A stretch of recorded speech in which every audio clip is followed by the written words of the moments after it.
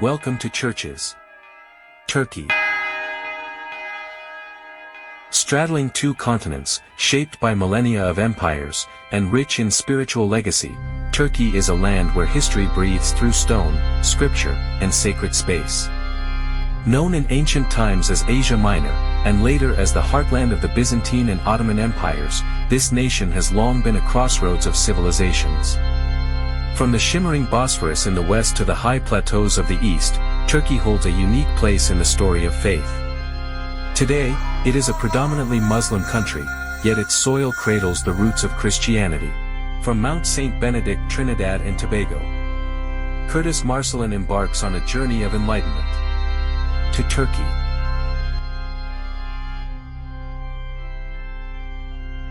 This is the land of the seven churches of Revelation. The birthplace of St. Paul.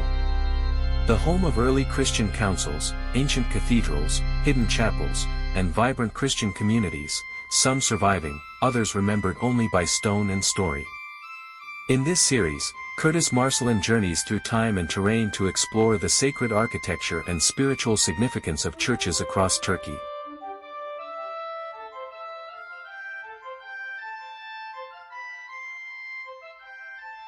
Welcome to Churches. Turkey. Cappadocia, a surreal land of stone chimneys, rugged plateaus, and valleys shaped by wind and time. A mystical landscape. But hidden deep beneath its surface lies another world, a forgotten city carved into the earth itself. This is Kaymakli Underground City, one of the largest and most accessible of Cappadocia's underground settlements, and one of the most extraordinary feats of ancient architecture. Our journey began at the entrance compound, where vibrant stalls display the rich textures of Turkish culture. Hand-woven carpets, pottery, dried fruits, spices, and souvenirs. It's a reminder that in Turkey, history and daily life often share the same space. But beyond the marketplace lies something older, something hidden. We're going to visit the underground cities. We stepped into the opening, and into another time. Kaymakli is not just a cave system, it's a city that plunges as many as 8 levels into the ground. Only 4 are open to the public, and that's how deep we ventured. With each step downward, we left the modern world behind.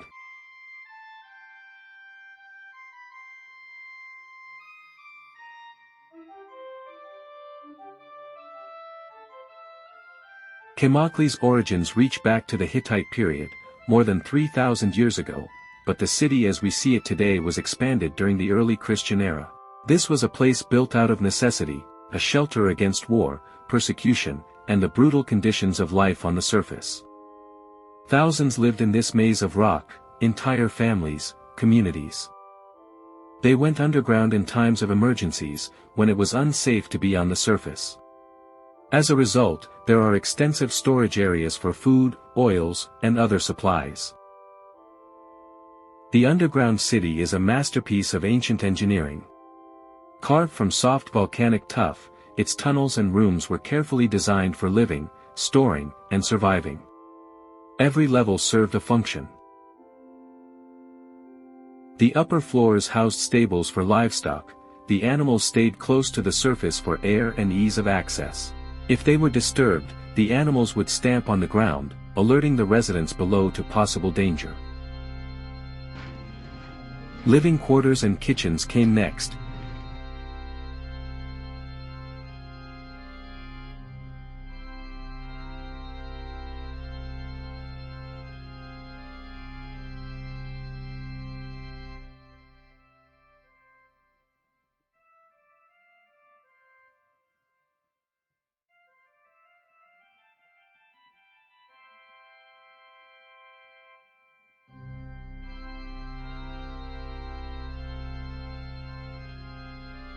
The ceiling still blackened from centuries of open flames. Deeper down, we enter the winery. But they just killed it because people were falling inside. And it is where they were collecting all the grape juice.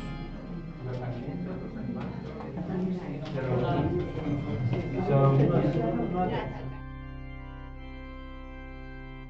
There was no shortage of storage space, as they could be in these tunnels for very long periods when under attack. It became cooler with depth, so that food and vegetables were stored at this level, at about 15 degrees Celsius. At the deepest levels, escape tunnels and hidden doors connected Kaymakli to other cities, including the vast Derinkuyu network. Air shafts as deep as 80 meters ensured fresh air reached every level. They could be likened to an apartment building elevator. Rolling stone doors, massive circular boulders, actually massive sliding doors, weighing close to 500 tons, sealed corridors from invaders. They could not be opened from the outside, and had a peephole. In addition, they positioned 2 such doors, so that when closed, they could act as isolating rooms, trapping the enemy. While narrow tunnels forced enemies to advance single file. For early Christians, Kaymakli was not just a shelter, it was a sanctuary. Here, beneath the earth, they found the freedom to worship and live according to their faith, away from the persecution of Roman authorities and later raiders. The chapels carved within these walls are simple but sacred, echoing with a silence that speaks of devotion in hiding. This is the room for the prison, not how they were getting the lights. This is how they were getting all the lights. As we saw in the Allah church, they crushed the mustard seeds, collected the oil and lit their lamps. They were crushing those, as well as in the dissect. On the right, cross. That one is like a...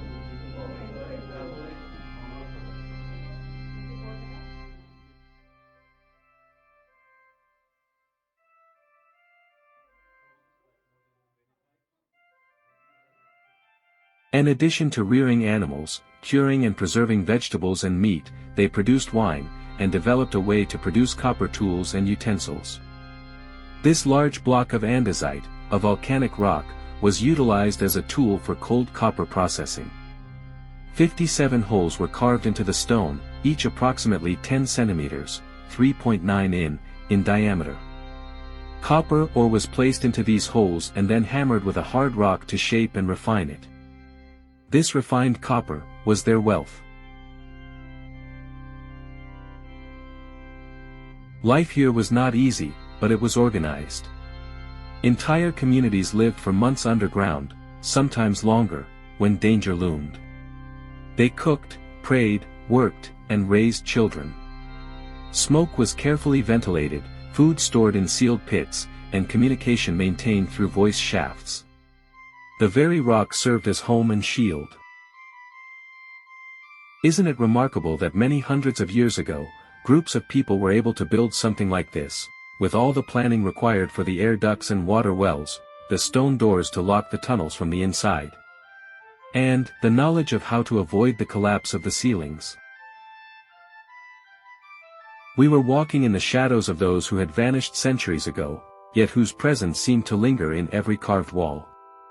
Kaymakli is just one node in a massive underground network beneath Cappadocia. Over 200 subterranean cities have been discovered. It's believed that some of these were connected through miles of underground tunnels, allowing communities to move unseen for miles. Emerging back into the daylight, we felt both awe and gratitude. Kaymakli is not just a place to visit, it's a place to remember. A testament to human resilience, faith, and ingenuity, where survival became art, and stone became story. This is Kaymakli Underground City, a city beneath the stone, built by those who refuse to disappear. Kaymakli Underground City, a hidden monument, hidden in the heart of the earth.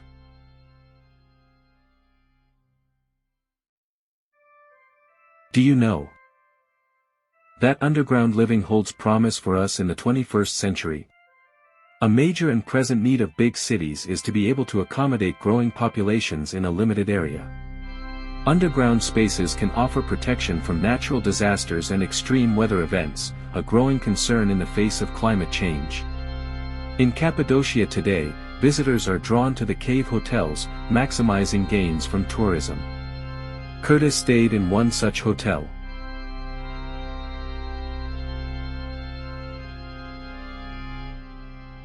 In Australia, most of the people in the town of Coober Pedy live underground because of the desert heat at the surface. Here is an impression of how an apartment complex could be built underground. But, on the whole, the urban underground space, and any such space for that matter, is seldom considered as a potential resource to address the problems of life in the 21st century. But if our early Christian ancestors, and others, used their environment to solve their problems, surely, we can begin to think of the subsurface, the land we stand on, in a similar way.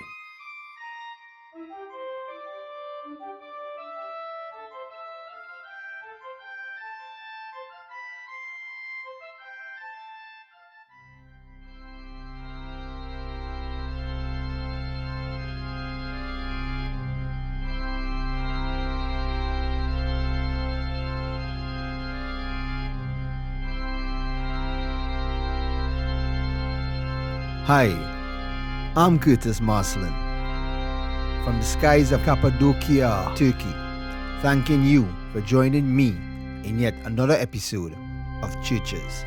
Peace.